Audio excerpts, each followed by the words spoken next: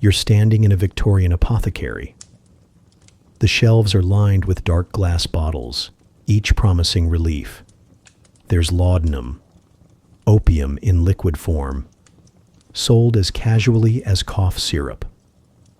Godfrey's cordial, sweetened and spiced, ready to quiet a teething baby by knocking it half unconscious. This was medicine. Babies dosed with narcotics so their parents could sleep. Mothers sipping laudanum like afternoon tea. Surgeons in crowded theaters sawing off limbs with the same bloody knife they used on the patient before.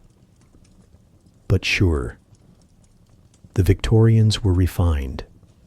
Nothing says refinement quite like drugging your newborn into silence. If you think stories like this matter, and if you're horrified that whole generations lived and died addicted without ever knowing it, then subscribe. Otherwise, you're letting these people vanish twice, once in history and once in memory.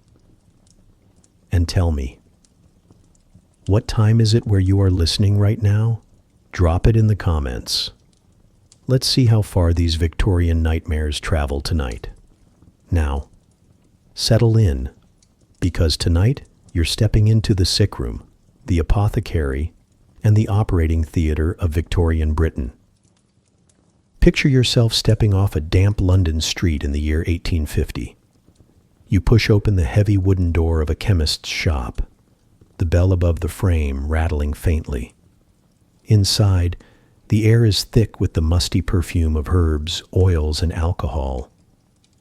The shelves are crowded with glass bottles of all shapes and sizes, amber, green, and clear, each with labels printed in curling script. Tincture of opium, Godfrey's cordial, soothing syrup. A neat stack of brown bottles sits behind the counter, and the chemist, without asking too many questions, slides one toward you. The label reads, laudanum. It costs only a few pennies. No prescription, no judgment, no awkward discussion about side effects. You don't even need to explain what you'll use it for, because everyone already knows the answer. Laudanum is for everything. In the Victorian household, laudanum was less a medicine than a staple. If bread and tea were the fuel of daily life, laudanum was the quiet lubricant that kept everyone just steady enough to keep going. Pain in your side? Take a spoonful. Child won't sleep? Give them a smaller spoonful. Can't stop coughing at night? The chemist recommends mixing it into warm water, perhaps with a splash of wine to mask the taste. Your nerves feel frayed? Your doctor might prescribe it as a tonic. Suffering from so-called female complaints? Laudanum again, and your husband can sleep soundly knowing the household is at peace. By peace, of course, we mean that half the family is gently sedated. You might think this sounds reckless, giving a morphine-rich drug to children, pregnant women, the elderly, even infants. But in the 19th century, it was not only considered normal, it was downright respectable. Laudanum was sold in respectable pharmacies, advertised in newspapers, and recommended by doctors. This wasn't a shady back-alley narcotic, it was the family favorite. And the irony is sharp, because behind the comforting label of medicine lurked an addictive trap. Most Victorians had no real idea that what they were swallowing with their evening tea was essentially the same drug that would later devastate entire nations. Opiates. The formula itself was deceptively simple. Laudanum was a tincture, a solution of opium dissolved in alcohol. Usually around 10% opium, or in modern terms, about 1% pure morphine. Enough to make you drowsy, quiet your pain, and give you a sense of floating away from your body.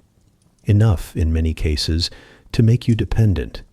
Yet in the 1800s, laudanum was everywhere. Poets took it, painters took it, housewives took it, soldiers took it, The working class dosed themselves to blunt the exhaustion of factory life, while the middle class stirred it into teacups to calm their nerves. If you had money, you could buy finer bottles with fancier labels. If you didn't, you bought the cheapest brown liquid the apothecary had on hand. But everyone, in every corner of society, knew its name. Some of the most famous creative minds of the century were laudanum devotees. The poet Samuel Taylor Coleridge drank deeply from the bottle, famously writing parts of Kubla Khan in opium-fueled reverie before being interrupted by a knock at the door. Thomas de Quincey wrote an entire book titled Confessions of an English Opium Eater, chronicling both the pleasures and horrors of laudanum addiction. Elizabeth Barrett Browning relied on it to manage chronic illness. It was not uncommon for writers and artists to credit their visions, or their nightmares, to laudanum's haze. It was, in short, the original Victorian muse, though it was also, just as often, the silent executioner. Let's immerse a little deeper. Imagine you're a factory worker's wife, sitting by the fire after a long day. The baby has been crying for hours with no sign of relief. Your husband's cough rattles the tiny room, a side effect of working in coal dust day after day. Your own head throbs from sleeplessness and hunger. You reach for the bottle of laudanum on the mantelpiece. One dose quiets the baby. Another dose eases your husband's cough. A third settles your aching body. For a moment, the room is quiet. Everyone can rest. But the quiet is deceptive. The more you reach for the bottle, the more your body craves it. You begin to notice you can't fall asleep without it. Headaches, trembling hands, and anxiety creep in if you go without. Yet when you drink it again, everything smooths out. Laudanum doesn't just numb your pain, it quietly binds you to itself. Doctors of the time rarely warned patients about these dangers. Addiction was poorly understood, and to many physicians the problem was not the drug itself, but the weakness of the patient. If you became dependent, it was seen as a moral failing, not a medical risk. And so the bottles kept selling. Apothecaries stocked shelves, families kept laudanum in their cupboards, and newspapers ran polite ads for what was, in reality, liquid opium in disguise. Laudanum's reach was so wide that even politicians and clergy were known to take it. Unlike alcohol, it didn't leave you slurring or stumbling. You could take a dose, sit in Parliament, and carry on your duties while slowly building a hidden addiction. It was the quiet drug of choice for a society that valued composure above all else. The tragedy, of course, is that laudanum worked too well. It numbed pain, dulled grief, softened hunger, and put restless children to sleep. But it also hollowed out bodies, stole years from lives, and kept people in a state of half-conscious haze. When you read diaries and letters from the era, you find hints of it everywhere. Families describing their soothing tonic. Mothers explaining that their babies finally slept. Poets writing in surreal dreamlike tones. Behind the polite phrasing lies a culture quietly awash in narcotics. And so, laudanum became the family favorite. The bottle on the bedside table, the chemist's most reliable sale, the invisible companion of an entire century. It was legal, cheap, and utterly ordinary. And yet for countless Victorians, it was the slow poison running through their lives. The next time you picture a Victorian parlor, don't just imagine teacups and embroidery. Imagine the small brown bottle on the mantel, its cork worn from daily use, its contents carrying the household through another day. Because in the world of Victorian medicine, refinement often meant nothing more than a spoonful of opium taken with your afternoon tea. It's late at night in your cramped Victorian cottage. The The fire has gone out. The damp air is pressing in through the thin walls, and your baby has been screaming for hours. Teething, colic, hunger, whatever the cause, you are out of patience, out of strength, and almost out of sanity. The neighbors are probably muttering about the racket. Your husband is long since asleep, snoring off a day in the factory. It's just you, the child, and the relentless sound of crying. And then you remember what the apothecary said. You reach for the small bottle on the shelf. The label reads in tidy letters, Godfrey's cordial. It sounds harmless enough, doesn't it? A cordial. Sweet, syrupy, something almost festive. You uncork it, and the smell is heavy with treacle and alcohol. The chemist assured you it would work wonders. A blessing for mothers, he had said. A teaspoon is all it takes. You tilt the spoon carefully and bring it to the baby's lips. The child fusses, whimpers, then swallows. Within minutes, the screaming stops. The tiny body grows limp, the eyelids flutter closed, and for the first time in hours, the house is quiet. You sit down, exhausted, but relieved. Finally, peace. What you don't realize, though, is that Godfrey's cordial is less a gentle remedy than a chemical sledgehammer. Its main ingredients? Opium, morphine, treacle, and sometimes chloroform. It was nicknamed the mother's friend, but behind the pretty label, it was a powerful narcotic cocktail. Babies who swallowed it often slipped into such a deep stupor that they barely stirred for hours. Some never woke up at all. And here's the chilling part. Victorian parents considered this a success. You can almost hear the twisted logic. The child isn't crying anymore, so the medicine must be working. Modern readers might recoil, but remember, life in the Victorian slums was relentless. Poverty, hunger, long working hours, and cramped living conditions meant that quiet children weren't just convenient, they were sometimes necessary for survival. A baby who slept soundly gave a mother time to scrub laundry, prepare meals, or even earn wages. A baby who cried constantly could drive a household into chaos.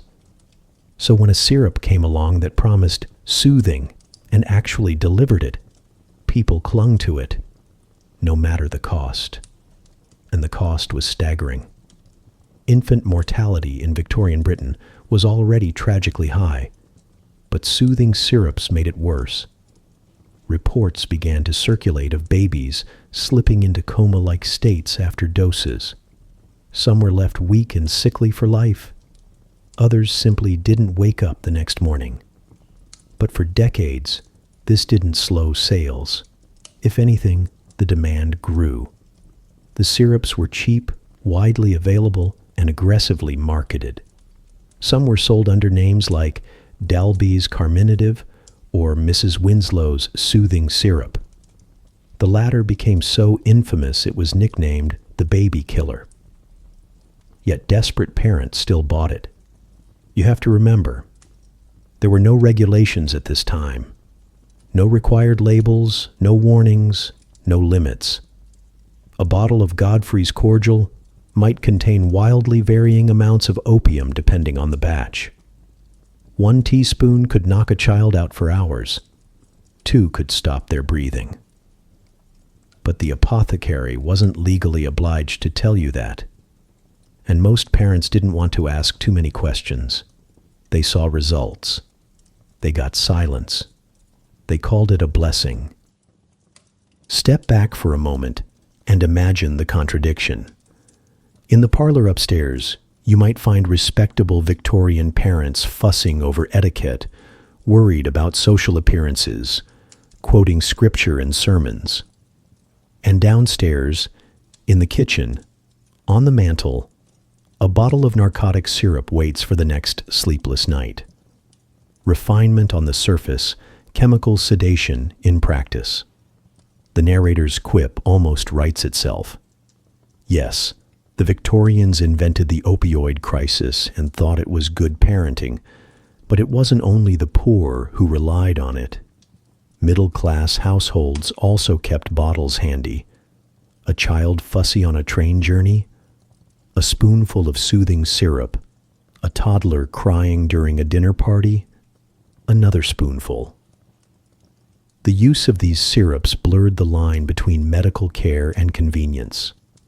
They became less about curing illness and more about managing children as quietly as possible. By the mid-19th century, medical journals were beginning to sound alarms. Doctors noticed the telltale signs of what they called opium poisoning: constricted pupils, shallow breathing, lifeless sleep. Reports linked soothing syrups to sudden deaths in infants. But without strict oversight, nothing changed quickly. Parents trusted what was on the shelf, and apothecaries were happy to keep selling. Imagine being one of those parents, waking in the middle of the night to check the cradle. The baby is silent, too silent. You lean in, waiting for the sound of breathing. Maybe there's a faint movement. Maybe not. And even if the child stirs in the morning, the cycle repeats the next night because the bottle is still on the shelf and the promise of peace is too strong to resist. It's easy to condemn from a modern perspective. But think of the reality. No childcare leave, no reliable medical system. Tenement housing where a baby screams could earn you the wrath of your neighbors. A culture where mothers carried the full weight of keeping households functional, often with little support. Godfrey's cordial was a poison, yes, but in desperate moments it must have felt like the only lifeline. By the end of the Victorian era, pressure from reformers and rising medical awareness finally began to curb the popularity of these syrups. Labels became stricter, laws slowly tightened, and public campaigns warned parents of the risks. But by then, countless infants had been dosed into silence. So the next time you see a romantic painting of a Victorian nursery, the tidy crib, the lace curtains, the attentive nurse, remember what might have been sitting just out of frame: a dark glass bottle of syrup, sweetened with treacle and laced with opium, waiting to soothe the child inside. In the end, Godfrey's cordial and its cousins remind us of a dark truth. Medicine in the Victorian age wasn't always about healing. Sometimes it was simply about control, about making life quieter, more manageable, less unbearable. For adults and for children alike, the line between remedy and ruin was as thin as the cork in a bottle. And if you don't subscribe, then these stories, the cries of children silenced by a spoonful of syrup, just get swallowed up all over again, forgotten twice, once in history and once by you. Step outside the tidy apothecary shelves for a moment and look around Victorian Britain as a whole. If laudanum was the polite bottle that sat on the mantelpiece, then opium itself was the unspoken current running beneath nearly every corner of society. Pills, powders, cough drops, even candy. If you could swallow it, someone somewhere had managed to lace it with opium. You could almost say it was the national hobby. Imagine yourself in a factory town, the year 1848. The air is thick with coal dust. The tenement walls are damp. Your stomach has been growling since morning because bread costs too much, and wages haven't kept up with the price of flour. Hunger gnaws at you, but your body is too tired to protest for long. That's when you slip into a tavern and order a mug of beer, dark, bitter, cheap. The barkeep tips a powder into it, stirs it lazily, and hands it over. You raise it to your lips, and within minutes, the ache in your stomach softens. Your limbs feel a little lighter, and the long day ahead suddenly seems survivable. That powder is opium. For the working classes, Opium was less a luxury than a tool. It dulled hunger. It made the relentless pain of factory labor tolerable. It quieted the coughs of miners, soothed the nerves of weavers, and gave mothers a way to keep themselves upright when exhaustion threatened to drop them flat. If you lived in rural areas, you might sprinkle powdered opium into water or chew a pellet. If you lived in the city, you could buy cough drops that promised to clear your lungs, but mostly just fogged your head. Opium didn't discriminate, but how people used it did. For the poor, opium was often swallowed straight, in whatever form was cheapest. The effect was blunt and practical, just enough to get you through another shift, another night, another screaming child. For the middle classes, though, it was refined into ritual. Imagine a parlor in Bath, the fire glowing, respectable ladies in lace collars sipping a few drops of tincture mixed into their tea. It wasn't called addiction, it was called a little something for the nerves. And so, in the drawing rooms of the middle class, opium became a respectable indulgence. Housewives slipped it discreetly, poets bragged about their visions, and doctors happily wrote prescriptions that were nothing more than variations on the same narcotic theme. Think of Elizabeth Barrett Browning, struggling with chronic illness, dosing herself with laudanum until it became part of her daily rhythm. Or Samuel Taylor Coleridge, drifting between brilliance and despair, his mind fogged by the very drug that helped him imagine vast dreamscapes. The Victorians didn't whisper about opium in these circles. They romanticized it. A muse in a bottle, as one admirer called it. Meanwhile, in the slums of Manchester or London's East End, it wasn't poetry people were chasing. It was relief. Let's put you back into that tavern for a moment. The room is dark, the ceiling low. Men with soot-streaked faces crowd the benches, mugs in hand. The floor is sticky with spilled beer.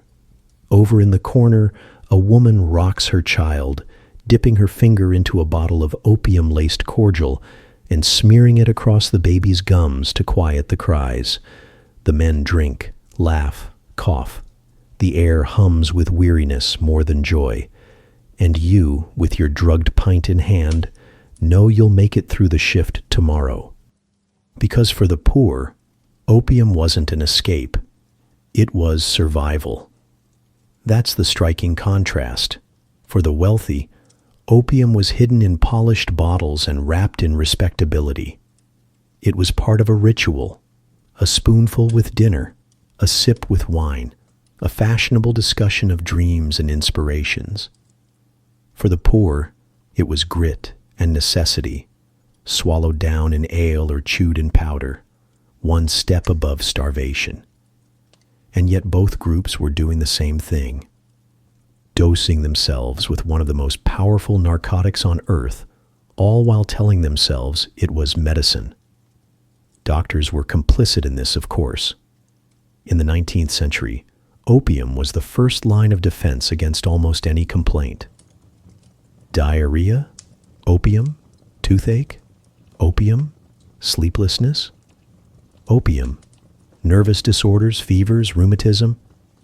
The answer was always the same. One medical writer at the time even called it God's own medicine. It was prescribed to infants, to pregnant women, to soldiers, to pensioners. Nobody was spared. And because it was legal, cheap, and socially acceptable, nobody thought much of it. Addiction, when it appeared, was often rebranded as a personal failing, weakness of will, poor morals. Not once did anyone blame the bottle itself. But the truth is, opium was everywhere. It fueled the labor force, pacified restless households, and colored the creative output of the age. It was the invisible thread running through Victorian life.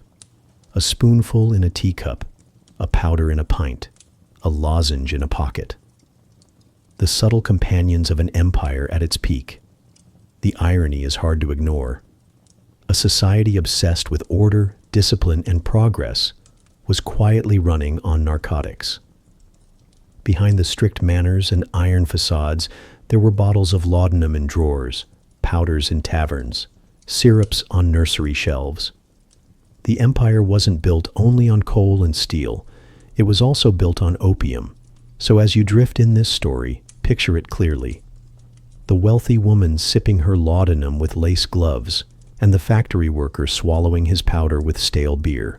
Two worlds apart, and yet both bound by the same drug. The same haze settling over London, Manchester, Bath. Opium was everywhere. And in the Victorian age, everywhere was exactly where they wanted it to be. Step into a Victorian chemist's shop once again. The labels on the jars are elegant, printed in tidy fonts with Latin names designed to impress. The chemist adjusts his spectacles, smiles reassuringly, and prepares you a tonic. You nod politely, hand over a few coins, and walk out clutching your little parcel of medicine. The problem? That medicine is slowly killing you. Let's start with mercury. One of the most popular remedies of the 19th century was calomel, mercury chloride, handed out in pill form. Calomel was supposed to treat constipation, indigestion, fevers, even syphilis. Doctors prescribed it liberally, praising its cleansing qualities. What it actually did was poison you. Take enough calomel, and your teeth begin to loosen. Your gums ache. Tremors creep into your hands. Your skin pales with a strange, sickly sheen. Keep dosing, and madness isn't far off. Mercury builds in the body, quietly disrupting the nervous system until even simple thoughts feel like tangled wires. And yet, if you complained about your symptoms, your doctor might simply prescribe more calomel. After all, if you were getting worse, you must be in need of stronger doses.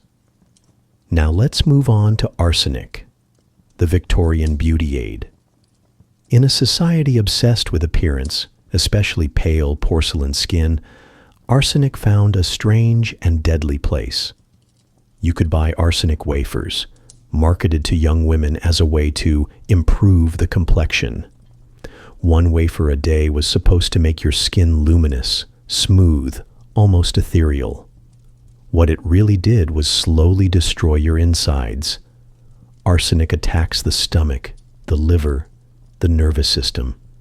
Your eyes might water, your hair might thin, and your heartbeat might stumble irregularly. But on the surface, yes, you looked pale. Yes, you looked delicate. To Victorians, that was beauty. Imagine yourself standing at your dressing table, carefully unwrapping a packet of arsenic wafers. You chew one, grimace at the bitter taste, then glance at the mirror. Your reflection stares back. Wan, fragile, fashionable. Society praises your look. Inside, the poison is at work. Arsenic, of course, wasn't just in beauty products. It was practically everywhere. Green wallpaper, dyed with arsenic pigments, shed fine toxic dust into the air. Families would decorate their parlors in lush shades of emerald, not realizing the color was literally making them sick. People developed rashes, breathing problems, and even paralysis, all while sitting in their fashionable drawing rooms. The arsenic seeped into food as well. Bread was often improved with chalk, alum, or even plaster of Paris to make it whiter, bulkier, and more profitable for bakers. Customers thought they were buying fine, pure loaves. In reality, they were eating adulterated chalky bricks that did nothing for the stomach except make it ache. And if bread wasn't bad enough, other foods were tampered with too. Sweets colored with copper or lead-based dyes, milk watered down until it carried little nutrition, even pickles preserved with substances better suited for cleaning floors. Victorian meals may have looked hearty, But behind the scenes, every bite carried a hidden risk. Let's make this personal. Imagine walking back into that chemist's shop. The shelves are lined with tonics promising vigor, health, and energy. You explain that you've been tired, that your digestion is unsettled, that you're worried about your complexion. The chemist nods sagely, measures powders into a packet, and sends you on your way. You stir the mixture into water at home and swallow it down. For a moment, you feel energized. The fatigue lifts, the stomach settles. You think it's working. But night after night, dose after dose, the poison accumulates. Your teeth ache, your hair dulls. Your hands tremble when you try to lift a teacup. And still you take it, because the doctor told you to, and because everyone else does too. That was the Victorian experience.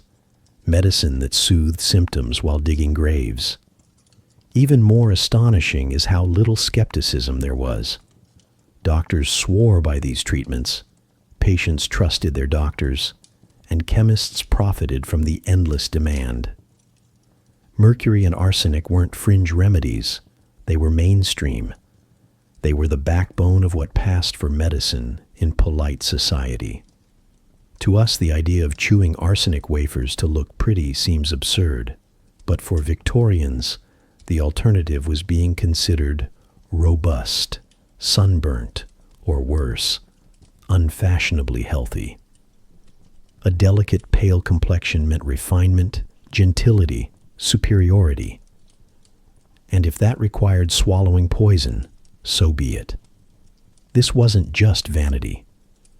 It was a culture-wide belief that health could be managed through chemical shortcuts, even when those shortcuts were lethal. Pain? Take mercury. Spots? Take arsenic. Bread too coarse? Add chalk. Walls too dull? Paint them with poison.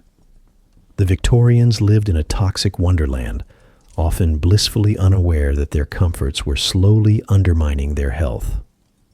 So the next time you imagine a genteel Victorian household with lace curtains and polished furniture, remember what's hidden in the details. A pillbox of mercury tablets tucked into the drawer.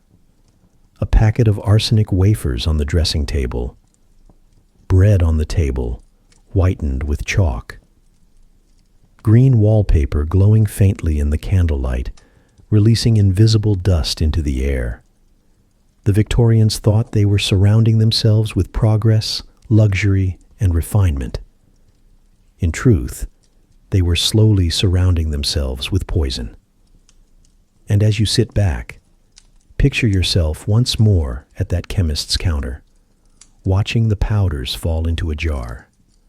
The tonic is stirred, corked, and labeled with an elegant flourish. You tuck it under your arm, step into the foggy street, and carry home what you believe will heal you. What you don't know is that your medicine is the very thing ensuring you'll be back for more. Weaker each time, paler each time, until one day you don't return at all. Because in Victorian Britain, sometimes the deadliest prescription came neatly labeled, politely wrapped, and sold with a reassuring smile. You step off the foggy London street and into a place you've been told will heal you, a Victorian hospital. At first glance, it looks almost respectable.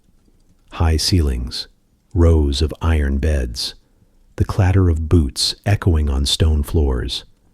But the smell hits you almost instantly, a thick, choking odor that settles into your lungs. It's a mix of blood, sweat, rotting flesh, and damp linen. Victorians had a name for it, hospital stink. To us, it would be a warning. To them, it was a badge of honor. Surgeons believed the smell was proof of hard work, of life-saving toil. If you walked into a ward and your eyes didn't water, the place clearly wasn't doing enough business. Look around the room. The beds are crowded, pushed close together. Men groan, women whimper, children whine in thin voices. Bandages stiff with dried blood have not been changed in days. The floors are slick with slop buckets because indoor plumbing has not quite caught up with the demand. And in the corner, a pile of sawdust waiting to soak up whatever the next surgery spills. This is where you're supposed to get better. Now, let's meet the surgeons. Forget the crisp white coats and sterile gloves you might picture. These men stride into the operating theater wearing long aprons. Not clean aprons, mind you, but aprons already stiff with dried gore. Some boast about the layers of blood and pus crusted onto their clothing, as if it proves their dedication. A few even wear coats so saturated that they can stand upright on their own when taken off. And then there are the tools: knives, saws, clamps. None of them are sterilized. None are even washed properly between patients. A surgeon might wipe a blade on his sleeve before plunging it into the next body. To Victorians, germs are still a theory whispered about by eccentric doctors, hardly worth believing. After all, wounds don't rot because of invisible microbes. They rot, according to medical wisdom, because of bad air. Imagine you are carried into the operating theater. The room is crowded, not just with doctors, but with spectators. Surgery is entertainment here. Students and onlookers press close, eager to see the show. The surgeon raises his voice for the crowd, explaining each move like a master of ceremonies. And then, without washing his hands, without anesthesia beyond a stiff drink or a whiff of chloroform if you're lucky, he begins. The knife slices. The saw screeches through bone. Blood sprays, soaking the surgeon's apron further. You scream, you thrash. Assistants pin you down.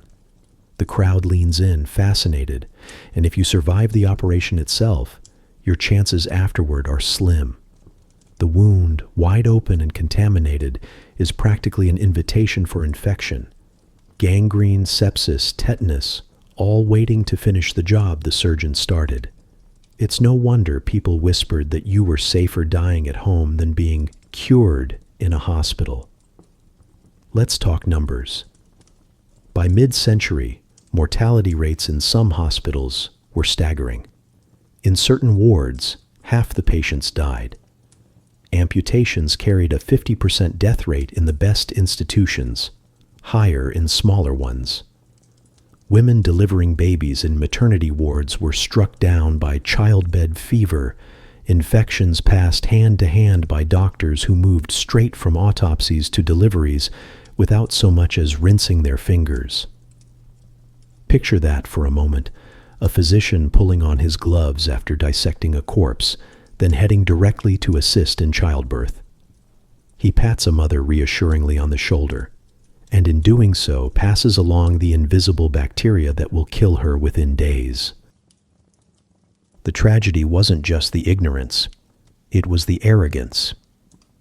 Some doctors scoffed at the suggestion that they, the men of science, could possibly be the source of disease. It took pioneers like Joseph Lister, later in the century, to push antiseptic methods into practice.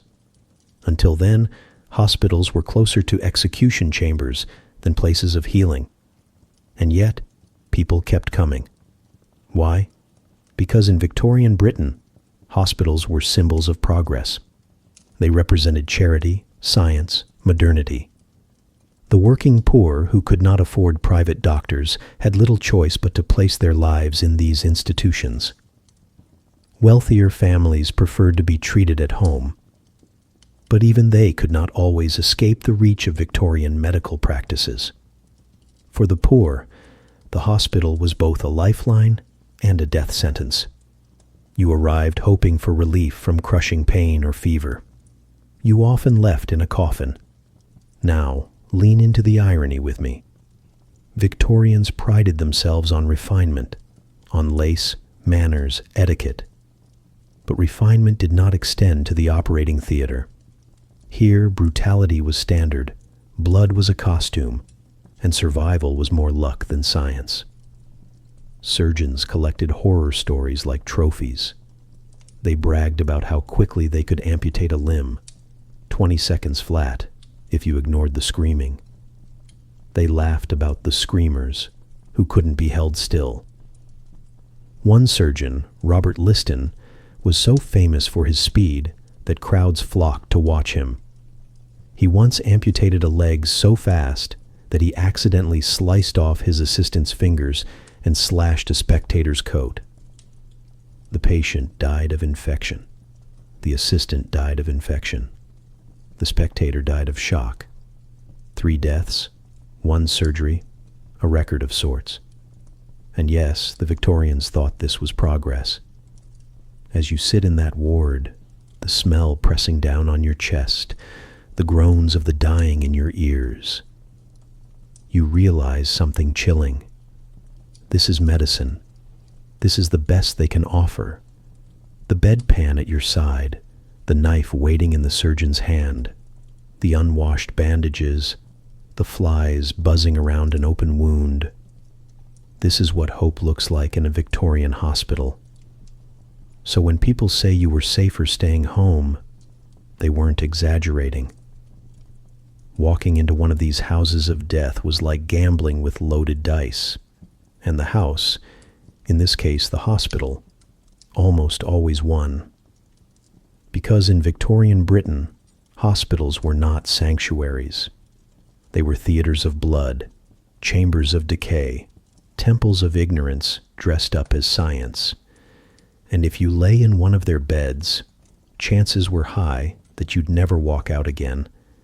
And if you don't hit subscribe, well, you're letting their stories die a second time. At least let their pain buy you a bedtime story. You're lying on a wooden operating table, staring up at a ceiling stained by candle smoke. Around you, men in dark coats lean over, their faces eager, their hands steady.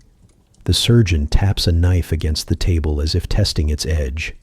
And here's the problem. There is no anesthesia, no gentle descent into sleep, no merciful fog to blur what's about to happen. It's just you, wide awake, about to be cut open. The best advice anyone can offer? Bite down. Scream if you must. Pray if it helps. Before the mid-19th century, surgery was not about precision or comfort. It was about speed. The faster a surgeon could slice, saw, and stitch, the greater your chance of leaving the table alive. Pain was not considered something to treat. Pain was simply part of the spectacle and part of the test of whether you were brave enough to endure it. Ether and chloroform would arrive around the 1840s and 1850s, but many Victorian doctors distrusted them at first. They worried the fumes might kill the patient outright. Others muttered about morality, insisting that pain was divinely ordained, a God-given burden humans were meant to endure. To dull it, they said, was to meddle with providence. So yes, you were often left with nothing more than a leather strap or a wooden stick to bite as the saw came down. Now picture this. You're not alone in the room. In fact, the room is packed. Dozens of medical students crowd into a steep, theater-like gallery. They're here to watch. This isn't just your surgery, it's entertainment. They lean forward, notebooks ready, while you're being pinned to the table by assistants. The surgeon announces your case to the audience, describing the leg he's about to remove or the tumor he's about to cut out. He may even crack a joke, because humor helps steady the nerves. Not yours, of course, but his. Then he nods, takes up the knife, and begins. The first cut burns white hot, tearing a scream from your throat. The audience murmurs with fascination. Your hands claw at the wood of the table, fingernails splintering. An assistant presses your shoulders down. The saw screeches. Sparks of agony shoot through every nerve. Somewhere above the noise of your own screaming, you hear applause at the surgeon's speed. Enter Robert Liston, the most famous Victorian surgeon of them all. Nicknamed the fastest knife in the West End, he turned speed into an art form. An amputation could be over in 30 seconds flat. In theory, that speed improved survival. Less time bleeding meant less chance of dying on the table. But Liston's haste was legendary for other reasons too. One infamous case, often called the only surgery with a 300% mortality rate, tells you everything you need to know about the risks. Liston moved so quickly, he sliced off his assistant's fingers along with the patient's leg. In the commotion, he also slashed a spectator's coat. The patient died of infection. The assistant died of infection. The spectator died of shock, convinced he'd been fatally stabbed. 3 deaths, 1 operation. A medical achievement, though perhaps not the one he intended. And still, Liston was admired. Better a fast butcher than a slow one, Victorians reasoned. The horror wasn't just in the cutting, it was in what came after. Without anesthesia, patients often went into shock from sheer agony. Some fainted. Some thrashed so violently they had to be tied down. And some bit through their own tongues in the effort to keep silent. Yet strangely, these ordeals became proof of character. To endure surgery without a sound was to show fortitude. Men prided themselves on stoicism. Women were praised for suffering quietly, as if silence in the face of agony made one morally superior. Pain, in Victorian eyes, was not just physical, it was almost spiritual. Then came ether and chloroform. For the first time, patients could be rendered unconscious, spared the screams and the shock. But acceptance was slow. Ether smelled foul and sometimes inflamed the lungs. Chloroform, introduced soon after, could stop the heart without warning. Queen Victoria herself famously took chloroform during childbirth in 1853, which did wonders for its respectability. If the Queen could be spared pain, suddenly others wanted the same privilege. Even so, some surgeons clung to tradition, insisting that real medicine required the patient's awareness. Pain, they claimed, guided the surgeon's hand. If you yelped when they cut too far, it helped them know where to stop. The idea that one might eliminate pain entirely seemed reckless, even unnatural. Imagine again that you are on the table. The surgeon hovers, debating whether to risk chloroform. An assistant places a cloth over your mouth, dripping the chemical onto it, drop by drop. Your head spins, the room tilts, darkness creeps in. For the first time in medical history, there is silence in the operating theater. No screams, no thrashing, just a still body under the knife. But here's the cruel twist. Whether you went under the blade awake or asleep, your odds of survival were still grim. Anesthesia might save your sanity, but infection would likely claim your life afterward. Until antiseptic practices took hold later in the century, the mercy of unconsciousness often only delayed the inevitable. And so, Victorian surgery existed in a strange limbo, halfway between performance art and medicine, between barbarity and modern science. You might endure it conscious, teeth clenched on a stick, or unconscious, drifting on chloroform's dangerous fumes. Either way, the odds were stacked against you. Still, the Victorians called it progress, and in a way, it was. Because as terrifying as that wooden table was, it marked the threshold between centuries of agony and the beginnings of true medical relief. But lying there, staring at the knife, with no guarantee you'd leave the theater alive, it certainly didn't feel like progress. It's midnight. and you're standing in a graveyard. The fog hangs low, muffling your steps. Somewhere nearby, a spade scrapes against stone. You freeze, ears straining, and there it is again, the dull thud of soil being shifted aside. A lantern flickers. Two men bend over a fresh grave, muttering to each other as they work. They aren't grieving relatives. They're resurrection men. Their job is simple, if not respectable. Dig up the newly buried, haul out the corpse, and deliver it, cold, stiff, and freshly deceased, to the nearest medical school. This was the dirty secret of 19th century medicine. Hospitals and teaching schools wanted bodies for dissection, but the supply of legal cadavers was far too small. Executed criminals provided some, but not nearly enough, and so the trade in stolen corpses flourished. If you were unlucky, your final resting place was just a brief stopover before your body ended up on a surgeon's slab, stripped of dignity in the name of science. Now imagine walking past one of those anatomy theaters. The smell hits you first, not the sharp reek of decay that was usually masked with herbs and sawdust, but something sour and chemical. Inside, rows of students crowd the benches, chattering and scribbling notes. At the center of the stage lies a cadaver, pale, motionless, picked apart like a side of beef. Sometimes the demonstrations were orderly, sometimes less so. A lecturer might slice open a chest cavity while cracking jokes for the benefit of his audience. Assistants might poke fun by arranging a cadaver's limbs into comic poses once class ended.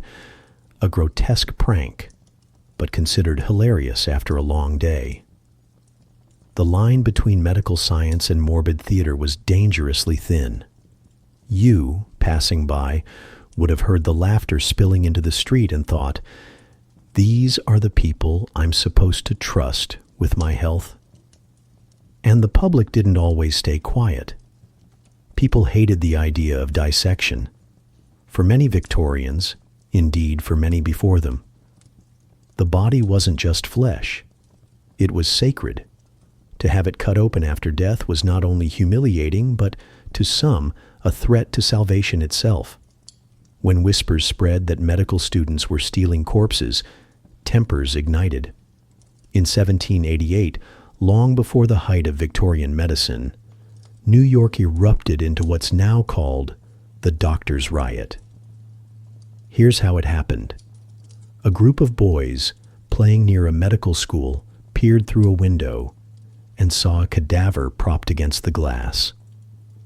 A medical student, either bored or cruel, waved an arm at them and shouted something like, "This is your mother, come and fetch her." The boys ran home in tears.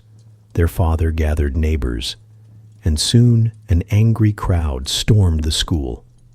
They discovered half-dissected bodies piled inside, and outrage exploded. By nightfall, thousands were rioting in the streets, dragging doctors from their houses. Only the militia could restore order. The message was clear. People would tolerate doctors, but not body snatchers and their grisly trophies. In Britain, the problem was just as bad. Graveyards were plagued with midnight raids. Families fought back with iron cages called mort safes, heavy bars and locks placed over fresh graves to keep resurrection men out. Some even hired guards to sit by the grave for the first few weeks until the body decayed past usefulness. And yet, the trade continued. Surgeons needed cadavers, and resurrection men were happy to supply them for a price. Entire criminal networks sprang up around London and Edinburgh, digging up the poor under cover of darkness. The most infamous case, of course, was Burke and Hare in the 1820s. These two men realized that grave robbing was hard work, but murder was quicker. They began luring victims, often vulnerable lodgers, into their rooms, suffocating them, and selling the bodies directly to medical schools. It was tidy, efficient, and horrifying. Burke was eventually hanged, and in a grim twist of irony, dissected publicly himself. His skeleton still resides in Edinburgh. A fitting end, perhaps, for a man who turned anatomy into murder for profit. Now picture yourself back in the anatomy theater. You sit shoulder to shoulder with eager students, the air thick with candle smoke and sweat. The professor lifts his scalpel, and all eyes follow. There's no refrigeration, no antiseptics, no gloves. The cadaver is sliced, probed, turned over for examination. Students lean forward, fascinated, while you suppress the urge to gag. The lecturer explains the beauty of God's design, pointing out arteries, tendons, and organs. You realize, uncomfortably, that the God's design in question might have been someone's father, mother, or child until only days ago. Dissection was supposed to advance medicine, and it did, slowly. But it also blurred the boundary between healing and desecration. For every student who learned anatomy, there were dozens of ordinary people who feared the surgeon more than the disease. And yet, the spectacle was unavoidable. Surgeons needed practice. They needed to know where the veins lay, how the muscles worked, how organs nestled together. Without real bodies, they could only guess. The problem was that those real bodies were yours, if you were poor, unclaimed, or simply unlucky enough to be buried in a shallow grave. By the mid-19th century, governments finally stepped in. In Britain, the Anatomy Act of 1832 legalized the use of unclaimed bodies from workhouses and hospitals. It ended much of the resurrection trade, but created a new horror. The poor could expect their corpses to be dissected by default. Death itself was no longer an escape from indignity. So, the next time you hear the phrase medical school, remember what it meant in the Victorian age. Not textbooks, not models, not sterile classrooms. It meant midnight graveyards, iron mort safes, riots in the streets, and bodies laid bare before laughing students. It meant walking past an anatomy theater, catching a glimpse of pale flesh under flickering candlelight, and realizing that science was being built, literally, on the bodies of the dead. The Victorians wanted progress. They got it. But progress, as ever, came at a cost. And sometimes, that cost was your body. Picture yourself wandering through a bustling Victorian fairground. The smell of roasting chestnuts mingles with horse manure, sawdust, and cheap gin. Children dart past. Ladies in bonnets cling to their purses. And over the din of fiddles and hawkers, you hear a booming voice rise above it all. Step right up. A cure for every complaint: gout, cough, fever, melancholy, bad nerves, broken hearts, and the occasional demon possession. There he stands, the patent medicine salesman. Dapper coat, top hat tipped just so, a twinkle in his eye, and a bottle of dubious liquid raised like a holy relic. He promises you relief, restoration, and vigor. You only need a few pennies, and perhaps the suspension of common sense. The Victorians loved a miracle cure. Real medicine, as you've noticed by now, was usually brutal, slow, or outright poisonous. But patent medicines? Those were different. They were bold. They were easy. They arrived in neat bottles with shiny labels and exotic names like Dr. Bateman's drops, Daffy's elixir, or Dr. Thomas's eclectic oil. What did they cure? Practically everything. Cramps, coughs, constipation, female complaints, nervous disorders, weakness of spirit. You name it, there was a bottle for it. What was in them? Usually a cocktail of alcohol, opium, treacle, herbs, and sometimes spices for flavor.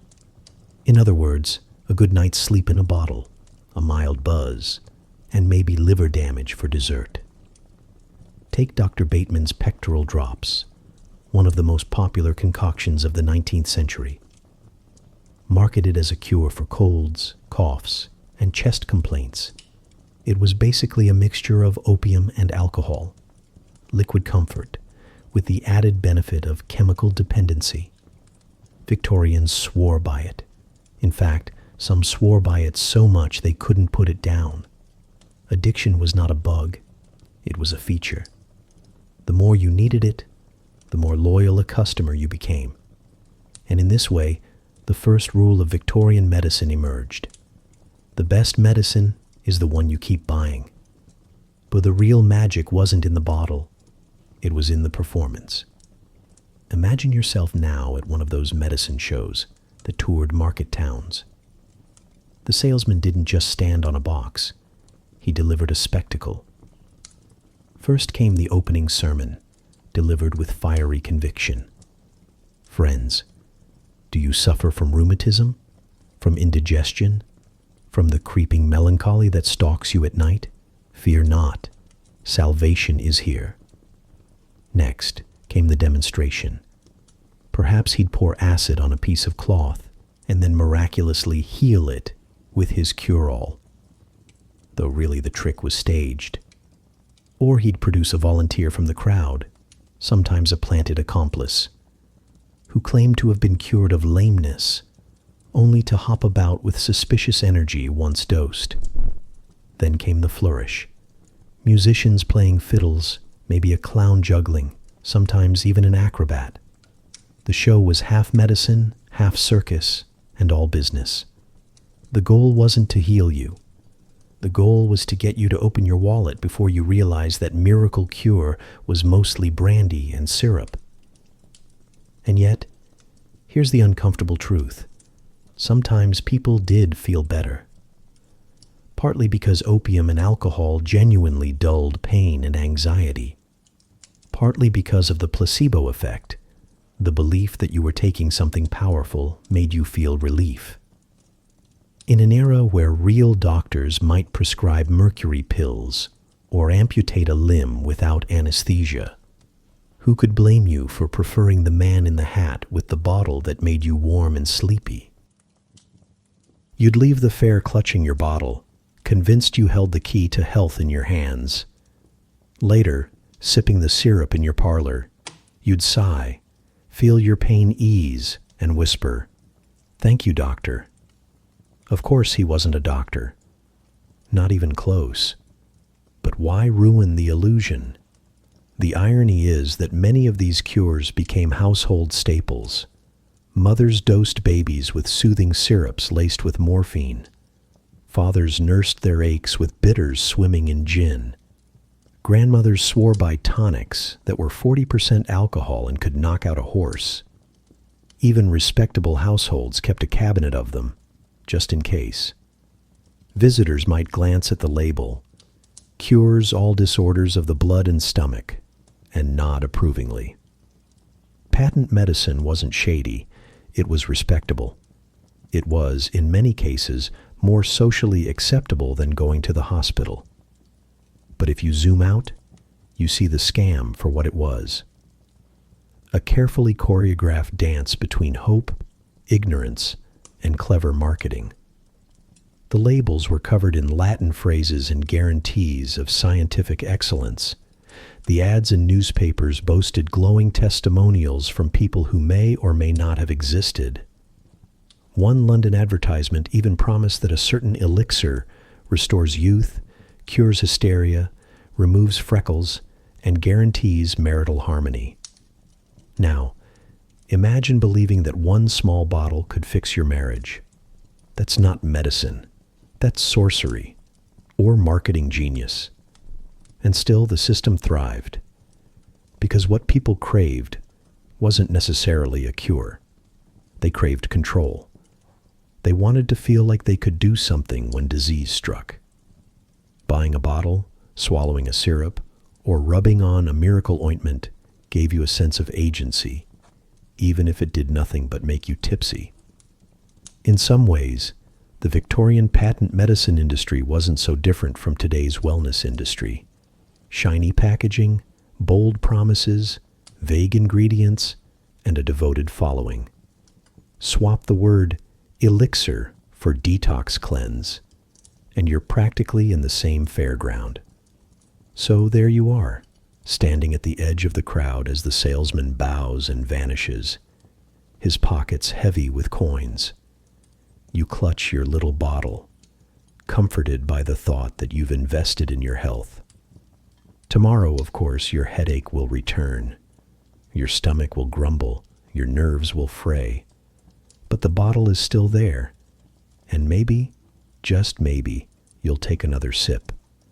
Not because it works, but because hope, like addiction, is a hard habit to break. That was the miracle of Victorian patent medicine. Not that it healed, but that it kept you buying. And as you drift off tonight, remember, somewhere in the distance, a man in a top hat is still shouting, "Step right up." And you, like so many before, are tempted to listen. It starts, as so many Victorian stories do, with you being told you're unwell. Not sick in any measurable way. No fever, no broken bone, no rash, but still, something is clearly wrong with you. At least, that's what the doctor says. You're tired. You're irritable. You have headaches. Perhaps your stomach knots when your husband raises his voice. Perhaps your body aches with cramps you can't explain. Diagnosis? Hysteria. And just like that, your entire existence becomes a medical condition. The word itself comes from the Greek hystera, meaning womb. For centuries, physicians insisted that women's bodies, and particularly their troublesome uteruses, were the root cause of all manner of emotional and physical distress. By the 19th century, this ancient theory still thrived. Nervousness, womb. Depression, womb. Insomnia, womb. The fact that your life was exhausting, restrictive, and frequently miserable, definitely the womb. Apparently, in Victorian medicine, every organ in a woman's body was a medical crisis, except the brain, of course. So what did the doctors prescribe? A dizzying mix of substances that would either numb you, knock you out, or render you conveniently docile. If you were overly sensitive or prone to tears, you might be handed a bottle of laudanum. 1 teaspoon would dull the pain. 2 might keep you silent for an entire evening. If your nerves were shattered, meaning you were anxious, overwhelmed, or simply unhappy, you could be put under chloroform for rest. Imagine being gently suffocated into unconsciousness by a doctor who believed he was helping. And if your symptoms persisted, there was always a more permanent option: surgery. Specifically, the removal of your ovaries, a practice disturbingly common by the late 1800s. The belief was that reproductive organs were responsible for female madness. Take them out, the theory went, and a woman's nerves would settle. What actually happened, of course, was permanent trauma, hormonal collapse, and often death from infection. But Victorian medicine had a knack for calling mutilation progress. Meanwhile, the marketplace smelled an opportunity. If male doctors couldn't stop diagnosing women as hysterical, then perhaps female entrepreneurs could offer their own version of relief. Enter Lydia Pinkham, an American businesswoman whose name became a household word in both the United States and Britain. In 1876, she began selling Lydia Pinkham's vegetable compound, a syrup marketed specifically for female complaints. Its label promised relief from menstrual cramps, change of life symptoms, and general weakness. Housewives swore by it. Mothers recommended it to their daughters. Advertisements praised Lydia herself as a caring maternal figure, a woman who understood what women needed. And what was in this miracle elixir? Herbs, yes, but also a generous helping of alcohol, nearly 20%. enough to ensure that after a dose or two, your female complaints felt a great deal more manageable. It was, in a way, brilliant marketing. Wrap a shot of whiskey in the language of female solidarity, and you had a product that sold by the gallon. By the 1880s, Lydia Pinkham was one of the most recognized names in the Western world. Women wrote her letters detailing their miseries, their hopes, and their private ailments. She became a kind of agony aunt for the chemically sedated masses. Of course, while Lydia's compound was making fortunes, the larger culture of medical exploitation continued. Hospitals and asylums overflowed with women committed for hysteria, melancholia, or moral insanity, diagnoses so vague they could be applied to almost anything. Did you argue with your husband? Hysteria. Did you read too many novels? Nervous exhaustion. Did you suffer unbearable pain during childbirth and dare to complain about it? Clearly a wandering womb. Even girls barely out of childhood weren't safe. Adolescents who resisted marriage arrangements or displayed defiance might be labeled unstable, dosed with sedatives, and tucked away. It was an easy way for society to pathologize female resistance. Step now, in your imagination, into a Victorian doctor's consulting room. Dark wood paneling, heavy drapes, a strong smell of pipe smoke and tinctures. You sit in the chair while he peers at you over his spectacles. You try to explain the headaches, the fatigue, the way your chest tightens at night. He listens, nods, and scratches something into his notes. Then, with all the confidence of male authority, he declares, hysteria. You are handed a bottle of laudanum, told to rest, advised to avoid excessive reading or intellectual strain. Perhaps, if you're lucky, you'll be told to take a seaside holiday for fresh air. But always, always, the unspoken prescription is the same. Be quiet. The tragedy isn't just that women were drugged or operated on, though that is grim enough. The tragedy is that their very real pain, both physical and emotional, was constantly dismissed as imaginary, exaggerated, or self-inflicted. And yet, not every woman accepted this fate passively. Some found solace in the very remedies meant to pacify them. Others used the hysteria label strategically to carve out space in lives otherwise governed by suffocating expectations. A fainting spell, after all, could be a ticket out of an unbearable dinner party. A doctor's prescription could buy you a few hours alone in your room, away from the demands of husband, children, and society. It was survival of a kind, but survival framed in terms set entirely by men who thought the female body was little more than a restless womb in need of taming.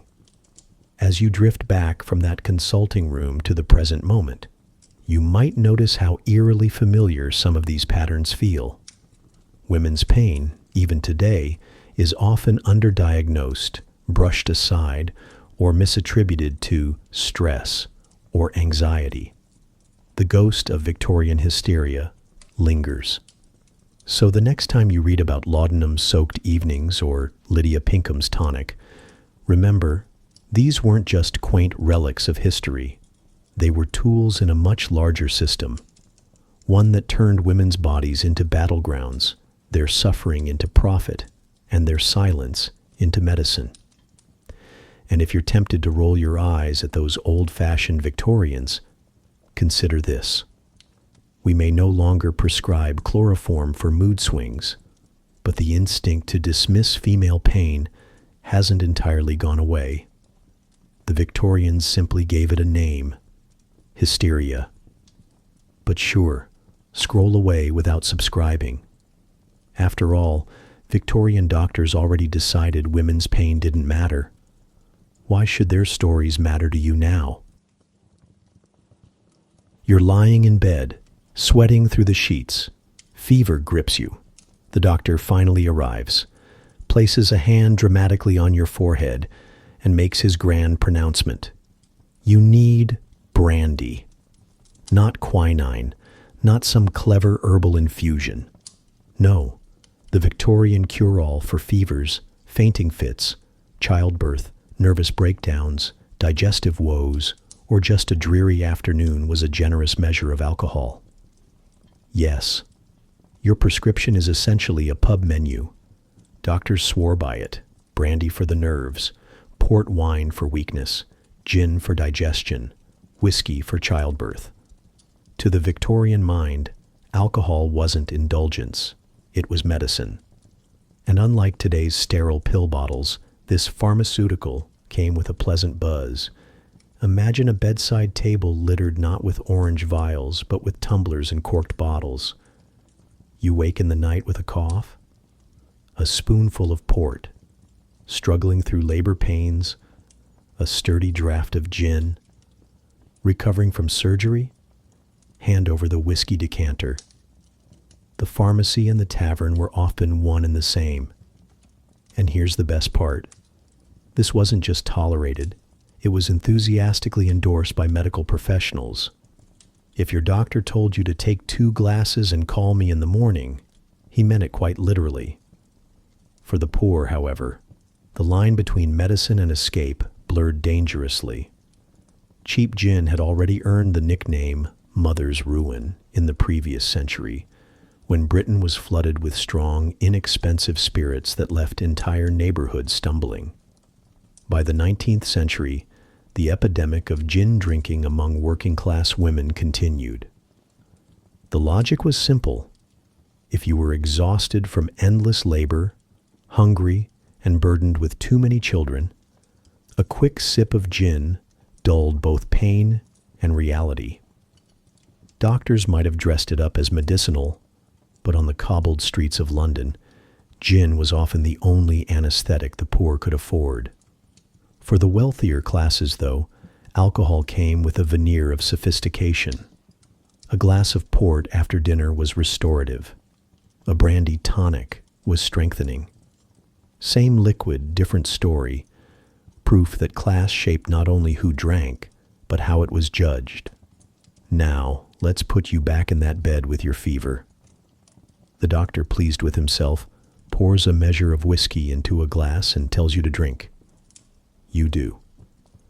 The burn warms your chest, your head swims a little, and for a moment, you almost forget you're ill. The sweating? Still there. The infection? Untouched. But you don't mind quite so much anymore. That was the genius, or the trick, of alcohol as medicine. It didn't cure a thing, but it made you care a little less about being miserable. In the parlance of today, the Victorians basically invented happy hour health care. And this treatment wasn't limited to adults. Children, too, were dosed with alcohol for colic, teething, or nighttime fussiness. A spoonful of brandy might quiet a crying baby, though mostly because it sent them straight to sleep. Pharmacies openly sold syrups laced with gin or rum, wrapped up in respectable-sounding names. If the child was unusually quiet afterward, well, that was just evidence of the medicine working. In households without much access to doctors, a mother might rely on her cupboard of spirits as her entire pharmacy. Toothache, rum, chest cold, brandy, nervous tension before Sunday service, a discreet sip of sherry, and then, of course, there was childbirth, one of the most common occasions for alcohol prescriptions. Labor was long, brutal, and nearly always without anesthesia in the early decades of the century. Midwives and doctors often pressed spirits into women's hands, hoping a fog of intoxication would make the ordeal bearable. Some women were given so much gin that they drifted in and out of consciousness, a haze that dulled pain, but often complicated recovery. Yet for all this, alcohol remained firmly respectable when framed as medicinal. Brandy on the doctor's orders was a mark of care, while gin at the corner tavern was a mark of disgrace. It was less about what you drank and more about who told you to drink it. It's almost comical to imagine now. Rows of patients at a hospital ward being dosed with small glasses of port as if convalescence were a dinner party. Surgeons swore alcohol stimulated the circulation and fortified the constitution. In reality, it often masked symptoms, dehydrated patients, and slowed healing. But nobody seemed eager to question a treatment that felt so pleasantly intoxicating. So, what was alcohol in Victorian medicine? A cure, a crutch, and sometimes a quiet escape. Picture yourself again, glass in hand, the fever still burning behind your eyes. Outside, carriages rattle over cobblestones, the world goes on, and inside your sick room, the doctor assures you you're on the road to recovery. You're not, of course. But for the moment, the whiskey dulls your worry. And that, to the Victorians, was good enough. Alcohol didn't heal fevers, nerves, or labor pains, but it gave the illusion of healing, wrapped in warmth, numbness, and respectability. And in a century when medical science lagged far behind suffering, sometimes illusion was all people had. So raise a glass, purely for historical appreciation, of course. After all, in Victorian Britain, the doctor's orders might have sounded suspiciously like a bartender's. It is a warm morning in London, 1854. The streets are alive with the usual chaos, carts clattering, horses leaving steaming piles behind, and vendors shouting about fresh fish that smells anything but fresh. You weave through the crowd with a tin pail in hand, headed for the Broad Street pump. Everyone swears it has the best tasting water in the neighborhood.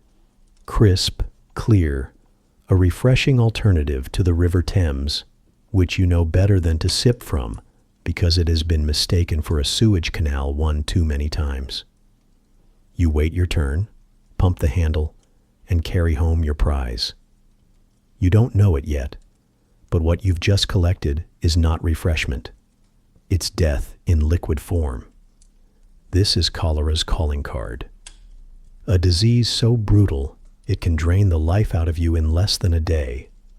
The symptoms arrive with shocking speed: cramping, vomiting, and the kind of diarrhea that leaves you shriveled like a dry leaf. Doctors called it the Blue Death because your skin turned gray and mottled as dehydration stole the blood from your face. And the cruelest twist? Nobody at the time really understood why it spread. Some swore it was carried by miasma, that mysterious, poisonous fog of bad air said to rise from filth. Others claimed divine punishment. But the real culprit, hiding invisibly in the water you've just fetched, is a tiny bacterium named Vibrio cholerae.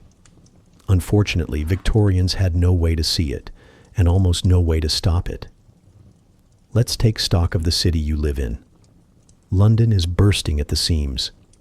Nearly 3 million people crammed into a space that was never designed for so many. There are no proper sewage systems yet, not really. Most houses rely on cesspits dug into the ground.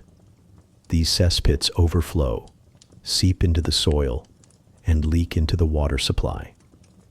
And when the cesspits filled completely, which they often did, the waste was carted off by night soil men and dumped straight into the Thames. Yes, the same Thames that was also the city's main source of drinking water. Think of it as London's most democratic institution: the rich, the poor, the fish, and the sewage, all swirling together in one giant brown stew. So when cholera outbreaks swept the city in waves, in 1832, 1849, and again in 1854, they left devastation in their wake. Families could go to bed healthy and wake up with half their household dead. The fear was everywhere. Street corners sprouted makeshift shrines, prayers filled the churches, and doctors, well, doctors mostly argued about theories while their patients died in droves. Into this chaos stepped Dr. John Snow, a physician with the radical idea that maybe, just maybe, cholera wasn't caused by mysterious vapors, but by something in the water. He carefully mapped the 1854 outbreak in Soho, tracing cases back to that very pump on Broad Street, the same one where you filled your bucket. Nearly every death clustered around it. The evidence was undeniable. Snow marched to the authorities and recommended removing the pump handle. His request was reluctantly granted, though not because they truly believed him. They thought it was a gesture, nothing more. And yet, when the pump handle was taken away, the cases declined. John Snow had just proven one of the great truths of medicine: clean water saves lives. But here's the kicker. Almost nobody believed him right away. The miasma theory was simply too entrenched. After all, you could smell the foulness of the city. It made intuitive sense to blame the stink rather than some invisible creature in your cup of water. Reformers kept focusing on ventilation, fresh air, and perfume sprays, when what the city really needed were functioning drains and pipes. And so cholera kept returning. In crowded slums, where families lived 10 to a room, sharing a single privy that leaked into their drinking well, the disease tore through entire communities. Dysentery and typhoid joined in, forming a triumvirate of waterborne misery. The poor suffered most, of course. The wealthy might grumble about the smell of the Thames from their drawing rooms, but they could afford bottled water or private wells. You, the laborer or seamstress or costermonger, had only the pump. And its poisoned contents. Imagine yourself again, dipping that pail. You hear whispers of neighbors taken ill. They were healthy yesterday, gone by dawn today. The apothecary on the corner is selling remedies of chalk and opium, but none of it works. Fear spreads faster than the disease itself. You can't trust the water, but you can't live without it either. Every gulp feels like rolling dice with your life. And then there's the smell. London's infamous Great Stink of 1858 was still a few years away, but already the Thames reeked. Imagine a river not sparkling and refreshing, but thick, brown, and sour. A soup of human waste and factory runoff. People held handkerchiefs to their noses just to cross a bridge. Yet, astonishingly, they still drank from it. The irony is painful. All this suffering, all these thousands of lives lost because of something so basic as sanitation. It wasn't advanced surgery or new drugs that would eventually conquer cholera. It was drains, pipes, sewers. The dull, unglamorous business of civil engineering. Snow's insight would slowly gain traction, and by the late Victorian era, London's great sewer system under Joseph Bazalgette would finally give the city a fighting chance against waterborne disease.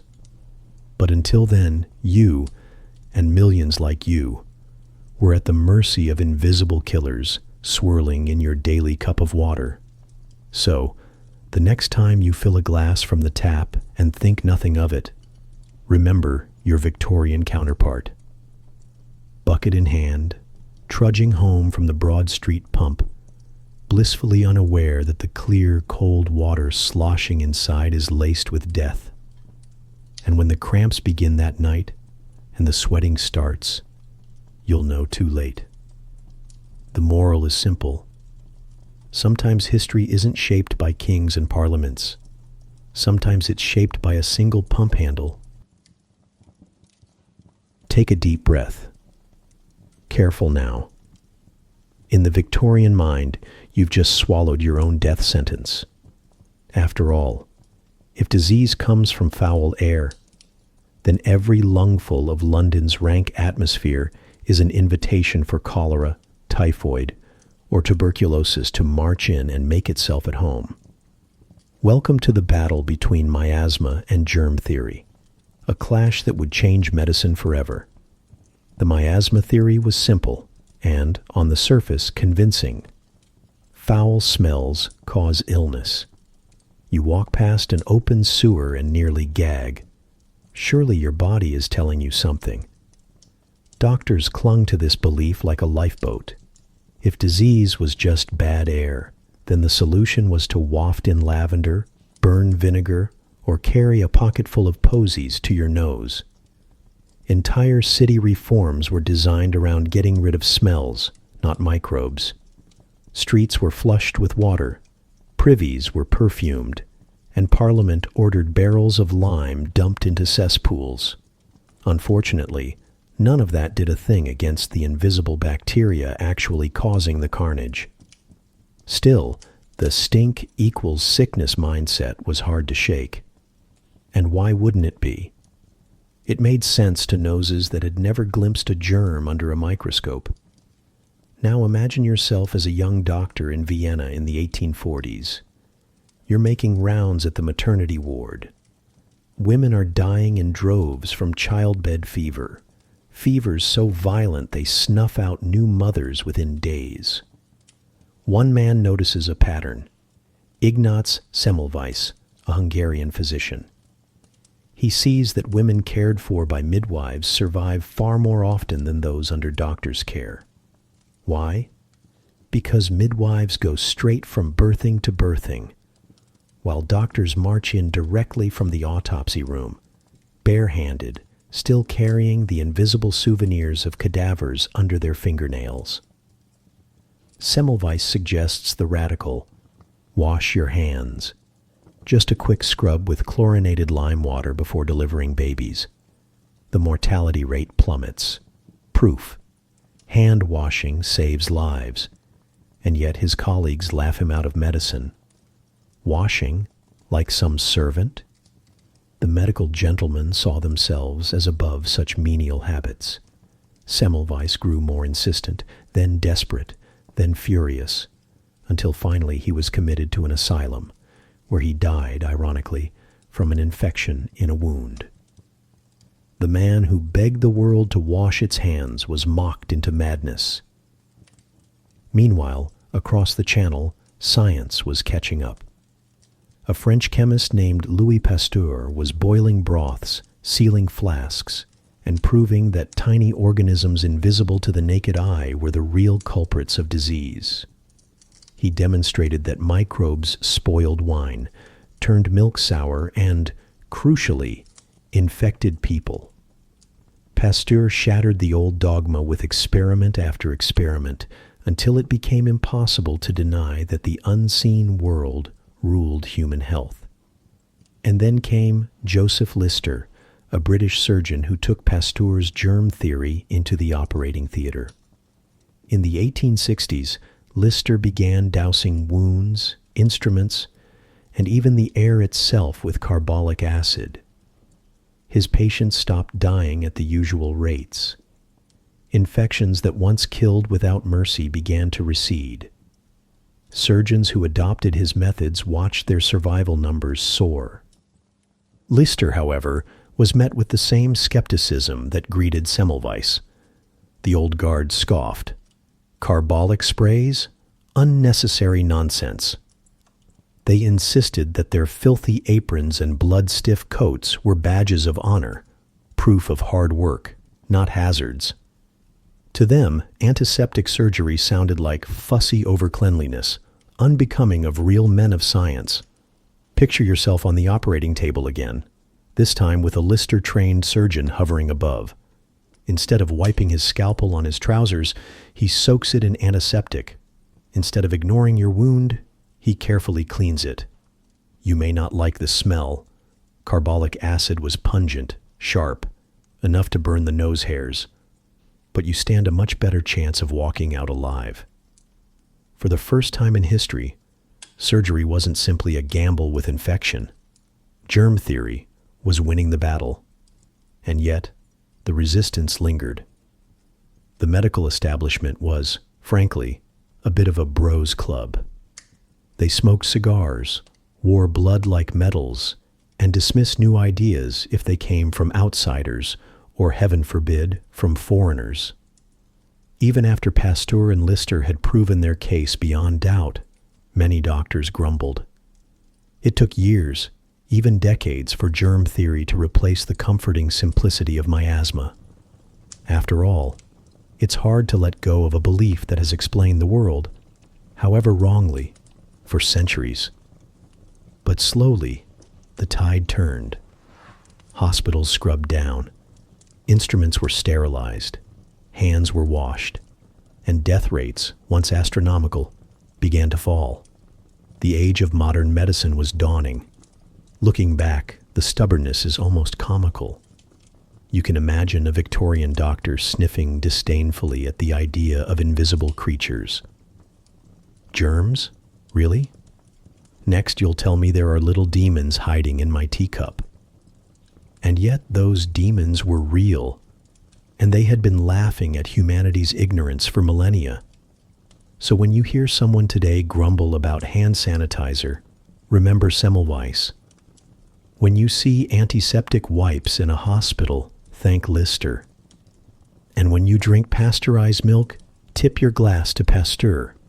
They fought the entrenched egos of their age to drag medicine, sometimes kicking and screaming, into the modern era. In the end, it wasn't perfumes or prayers that saved lives. It was soap. It was boiling. It was acid sprays, microscopes, and men stubborn enough to keep shouting the truth even when nobody wanted to hear it. And you, standing in a London street, handkerchief pressed to your nose, muttering about foul smells, have no idea that the real enemy is not in the air, but in the water, in the blood, and on the surgeon's unwashed hands. Miasma may have stunk, but germs were the ones that killed.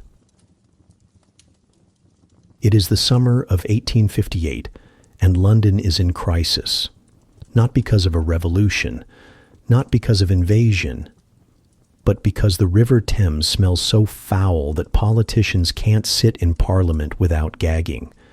The newspapers christened it the Great Stink, and it was exactly that, a stench so overwhelming, so eye-watering, that it forced one of the most stubborn governments in history to finally act. Imagine you're strolling along the Thames on a warm afternoon. You pause, perhaps to admire the water glistening in the sun. But the shimmer is deceptive, because beneath it lies an unimaginable soup. Human waste, animal offal, factory runoff, rotting food, dead cats, dogs, even the occasional horse carcass bobbing gently downstream. And the smell. Oh, the smell. Think of the worst garbage bin you've ever encountered in midsummer, multiply it by 1,000, and stretch it out for miles. That was the Thames. Some Londoners tried stuffing lavender up their nostrils, others soaked handkerchiefs in vinegar. The city reeked like an open sewer because, well, it was one. For years, Parliament ignored the problem. Disease outbreaks came and went, cholera, dysentery, typhoid, and doctors kept blaming bad air. Each epidemic killed tens of thousands, yet reforms were endlessly delayed. But in 1858, nature launched its ultimate protest, a heat wave. The sun baked the sewage-choked river until the stench rose like a biblical plague. The Thames literally cooked, releasing waves of hot effluents that rolled straight into the Palace of Westminster. The curtains were soaked with chloride of lime to mask the odor, but even that couldn't overpower it. Politicians, who could ignore death statistics, could not ignore the fact that they couldn't breathe in their own chamber. At last, something had to be done. Enter Joseph Bazalgette, a civil engineer with vision, determination, and, crucially, the stomach to stare into the city's filth and design a solution. Bazalgette was not flamboyant, not a man to make speeches or grand gestures. He simply rolled up his sleeves and set about building one of the greatest public works projects of the 19th century, London's sewer system. His plan was staggering in scale. Miles upon miles of underground brick tunnels, vast intercepting sewers running parallel to the Thames, designed to carry waste downstream and away from the heart of the city. It was quiet heroism, not glamorous, not romantic, but life-saving. And Bazalgette thought ahead. He calculated how large the pipes should be for the city's current population, then doubled the size. We're only going to do this once, he reasoned, and there's always going to be more people. Thanks to that foresight, London's Victorian sewers still serve millions today. Now picture yourself walking the newly built embankment. What had once been a shoreline of sludge and stink is transformed into a clean, orderly promenade. Above ground, trees, walkways, elegant balustrades. Below ground, a hidden cathedral of engineering, brick-lined tunnels arching away into darkness, carrying away what no one wants to see. For the first time, Londoners can breathe. For the first time, children can play near the river without gagging. The air is fresher. The outbreaks of cholera finally begin to decline, and the city feels almost modern. It is difficult today to imagine just how revolutionary this was. Bazalgette didn't just clean up the Thames. He saved lives on a scale no doctor of the time could match. His sewers quietly did more for public health than the finest hospitals. You could say the true hero of Victorian medicine wasn't a surgeon with a knife, but an engineer with a blueprint. And yet, his achievement went mostly unsung at the time. No statues, no parades. Just brick by brick, pipe by pipe, a network was laid that turned London from a city of perpetual stench into a livable capital. So the next time you flush a toilet and don't give it a second thought, thank Joseph Bazalgette. He built a system designed not only for his own century, but for yours as well.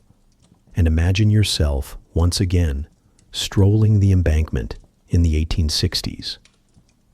The sun is shining, the air is crisp, and for the first time in living memory, you can take a deep breath by the Thames without immediately regretting it. Londoners could finally walk along their river, not with handkerchiefs pressed to their noses, but with relief. The great stink had forced Parliament's hand, but Bazalgette's sewers had given the city a future. It is one of history's rare moments when politics, engineering, and sheer human disgust all combine to create something beautiful. By the late Victorian era, a curious transformation was underway. The same society that had once shrugged at sewage, embraced arsenic wallpaper, and treated soap like a luxury item suddenly became obsessed with cleanliness. Not just hygiene, but moral cleanliness. To be dirty was no longer merely unfortunate. It was shameful. To be clean was not only healthy, it was virtuous. Soap advertisements promised not just whiter linens, but purer souls. And so, a culture that had once tolerated stink now began scrubbing, as if salvation itself depended on the bathwater. Imagine you're stepping into a well-to-do London townhouse around 1890. You climb the stairs, pass the polished banisters, and there, wonder of wonders, is a proper bathroom. Porcelain gleams under the gaslight. There's a deep bathtub with curved edges, brass taps that, if you're lucky, deliver actual running hot water, and a chain-pull toilet that flushes waste into Bazalgette's glorious sewers. For the wealthy, bathing becomes an indulgence, a ritual of soap, soft towels, perhaps even scented oils. Advertisements gush about antiseptic soaps and hygienic powders, sold not only as health products, but as moral insurance policies. because in the Victorian imagination, to scrub the body was to purify the character. But don't get too comfortable in that porcelain tub. Step out of your elite townhouse and wander into a working-class tenement, and the scene changes dramatically. Here, water must often be carried up flights of stairs in heavy buckets. Families share a single outdoor privy, its stench unmistakable. Bathing might mean a tin tub pulled into the kitchen once a week, if fuel and time permit. Children are scrubbed in the same water, one after another, until the water itself has become a soup of suds, grit, and despair. You quickly see that cleanliness, like so much else in Victorian life, was a privilege. For the poor, grime was inescapable. For the rich, it was optional and therefore moralized. This obsession with purity filtered into every corner of daily life. Soap companies like Piers and Lever Brothers launched enormous advertising campaigns, filling newspapers and billboards with slogans equating cleanliness with goodness. One ad practically shouted, "Soap is civilization." The message was clear: wash and you are respectable. Fail to wash and you are not only unhealthy, but suspect. Dirt was now framed as a sign of laziness, immorality, or even degeneracy. You can almost picture the drawing room conversations. "Oh, Mrs. So-and-so, such a pity. One does hear that her curtains are never laundered. Quite dreadful. I can't imagine what that says about her soul." The cult of cleanliness also had a gendered twist. Women, naturally, were expected to maintain spotless homes, shining children, and husbands free of visible grime. A dirty doorstep or an unwashed shirt wasn't just untidy. It reflected poorly on a wife's character. You, as a Victorian housewife, might find yourself scrubbing floors until your knuckles bleed, not only to keep your family healthy, but to avoid whispers from neighbors. Soap was sold as both weapon and shield, the tool of domestic morality. And men, they were encouraged to bathe as a sign of strength, vitality, and self-control. Cold water plunges, promoted by health reformers, were said to build character as much as cleanse the skin. You weren't just washing, you were hardening your moral fiber, one icy bucket at a time. It is worth pausing to appreciate how strange this must have felt for those who lived through it. Imagine being a child in 1830, when bathing was rare, dirt was common, and hospital stink was normal. Then fast forward to being an adult in 1890, when your grandchildren are lecturing you about soap as though it were the secret to eternal virtue. It wasn't just a shift in habits, it was a cultural revolution. And like all revolutions, it came with contradictions. Public health campaigns rightly pushed for cleaner water, cleaner streets, and basic sanitation. Yet the moralizing side of the movement often punished the poor who could least afford soap, towels, or private baths. It's easy for the wealthy to say, cleanliness is next to godliness, when they have a porcelain tub upstairs and a servant to heat the water. Less easy when you live in a one-room flat and share a pump with 20 neighbors. Still, the obsession spread. Schools began inspecting children for lice and dirt. Employers judged workers by their grooming. Even churches weighed in, equating spiritual purity with personal hygiene. And so, by the closing decades of the Victorian age, Britain was transformed. Filth had once been tolerated as unavoidable. Now it was condemned as a personal failing. The great triumph of sewers, sanitation, and soap was that disease finally began to decline. The great irony was that cleanliness also became a social weapon. Picture yourself again walking down a late Victorian street. On one end, respectable matrons polishing their already spotless doorsteps until they gleam. On the other, barefoot children playing in alleys where sewage still trickles by. The divide between the washed and the unwashed is now not just physical, it's moral. The Victorians, in their way, invented the idea of hygiene as identity. They taught the world that to be clean was to be civilized, superior, and safe.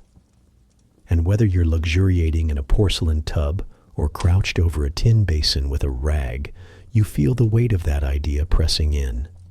Dirt is no longer just dirt. It's a judgment. So, after touring the hospitals of horror, strolling through cholera-soaked streets, watching quacks juggle bottles of miracle tonics, and catching the faint whiff of carbolic acid, let's pause for a moment. Take a breath. Though if you were a Victorian, you'd probably be advised against it. Because remember, miasma. This part isn't about one drug, one doctor, or one invention. It's about the idea of medicine in Victorian life.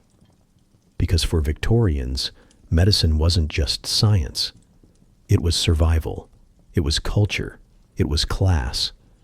And perhaps most uncomfortably, it was control. Picture yourself lying in bed with a fever, somewhere around 1850.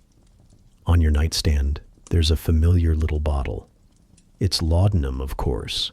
Opium dissolved in alcohol. Everyone has it. Babies get it. Mothers rely on it. Fathers dose themselves with it after long shifts at the factory. It's the universal cure, the Victorian equivalent of paracetamol. If paracetamol also made you pleasantly high and completely addicted. Medicine here isn't a neatly regulated system of hospitals, clinics, and pharmacies. It's a patchwork. A blur between home remedies, folk cures, quack nostrums, and the beginnings of professional science. You take what you can get, and you hope it doesn't kill you before the disease does. Now step outside that sick room and wander to the nearest hospital. The Victorian hospital is not a place you want to be. Surgeons parade around in their gore-soaked coats, proud of the stains as proof of their experience. The operating theater is a literal theater, crowded with spectators, some medical students, some just curious locals who came to watch a good sawing. And if you survive the surgery, congratulations. You now get to lie in a ward where infection spreads faster than gossip in a drawing room. Medicine, in this setting, isn't comfort. It's risk. It's spectacle. It's a gamble where the house almost always wins. But wait. Let's head down the road to the marketplace. Here come the traveling salesmen. Wide-brimmed hats, bright banners, and bottles of miracle cure swinging from their hands. They promise you health, vigor, and long life. They guarantee their potions will soothe your nerves, brighten your complexion, or restore your manly energy, always a popular selling point. The show feels more like a circus than a clinic. Juggling, music, maybe even a trained monkey, all leading up to the grand sales pitch. And you buy, because what else is there? A bottle costs less than a doctor's visit and carries far more hope. This, too, is medicine. Not science, but performance. Not healing, but faith. Faith sold by the ounce. And then step into the parlor of a middle-class Victorian home. Look around. Medicine here is status. The right tonics on the shelf, the right doctor's card tucked into the family Bible, the right approach to cleanliness. These are badges of respectability. If you're wealthy, you can afford a private physician who makes house calls and reassures you in Latin. If you're poor, you line up at the dispensary, clutching a ticket for whatever remedy they're handing out. Medicine reinforces class just as much as clothing or furniture. You're not just treated differently because of your income. you're believed differently. A wealthy man's complaint is nervous exhaustion, a sign of refined sensibilities. A poor man's complaint is laziness, drunkenness, or bad stock. Medicine isn't just diagnosing the body, it's diagnosing who you are. And of course, medicine is also about control, especially for women. Your irritability, your sadness, your pain, all neatly swept under the label of hysteria. Doctors prescribe chloroform for your nerves, or worse, recommend the removal of your ovaries. You are told that your womb rules your destiny, your mind, even your sanity. For children, too, medicine is discipline. Laudanum isn't just for illness, it's for quieting restless babies, pacifying toddlers, keeping households silent and orderly. In this way, medicine doesn't only cure, it polices. But here's the twist. Despite the horror stories, the superstition, the exploitation, the Victorians were advancing. Slowly, painfully, stubbornly. They were groping toward modern medicine. John Snow traced cholera to the water pump. Pasteur uncovered the microbial world. Lister championed antiseptic surgery. Florence Nightingale dragged hospitals out of filth and into something resembling hygiene. These were monumental steps, even if most doctors resisted them with eye-rolling and insults. So, what did medicine mean to Victorians? It meant everything: fear, hope, class, morality, survival. It meant your chances of living another year, your standing in society, your control over your children, your reputation as a respectable woman or man. It was science stitched together with superstition, progress tangled with prejudice. And it was always, always accompanied by the faint aroma of carbolic acid or the sweet narcotic perfume of laudanum. Imagine now, as the century closes, you're walking through a Victorian street at dusk. Behind one window, a mother doses her infant with soothing syrup. Behind another, a father pours himself brandy for his heart palpitations. Down the road, a surgeon ties his apron, stiff with dried blood, ready for tomorrow's operations. And at the fairground, a salesman is shouting about his miracle tonic, guaranteed to cure everything except skepticism. This is Victorian medicine in one panorama. Part science, part theater, part delusion, part breakthrough. And so, as we round up, reflect on what we've seen. Laudanum bottles lined up like soldiers on the nightstand. Surgeons boasting of their stains like war heroes. Quacks shouting from painted wagons. Families clinging to soap as if it were salvation. They thought they were advancing. And in some ways, they were. But in others, well, they were just drugging their children to sleep and sawing off limbs in dirty theaters. And so, here we are at the end of our little journey through Victorian medicine. You've walked the cholera-ridden streets, peeked into the cluttered cabinets of quack doctors, stood in the shadow of the great stink, and perhaps, just perhaps, been secretly thankful that you weren't born in a time when chloroform, arsenic, and gin were considered valid prescriptions. So tonight, as you close your eyes, let your thoughts settle. Remember, you are lucky to live in a world of sterile tools, anesthesia, and clean water. The hum of modern medicine might not always seem glamorous. A pill bottle on the nightstand, a visit to the GP, hand sanitizer in your bag. But compared to a Victorian surgeon with a saw and an apron stiff with dried blood, you are practically royalty in the palace of hygiene. Take a slow breath. Imagine the contrast. The clammy hand of a fevered patient in 1850, clutching laudanum for relief. And you, here now, with antibiotics, clean sheets, and a bed that does not double as a test site for cholera. The Victorians endured so much, not out of choice, but out of necessity. You, however, can simply roll over, pull up the blanket, and drift away knowing that no one is about to dose you with opium syrup just to keep you quiet. Let that calm repetition soothe you. Clean water, sterile tools, anesthesia, sleep. Sleep well, and perhaps be grateful your medicine cabinet doesn't contain arsenic, opium, and gin. Though, admittedly, the Victorians would argue that combination made life rather more entertaining.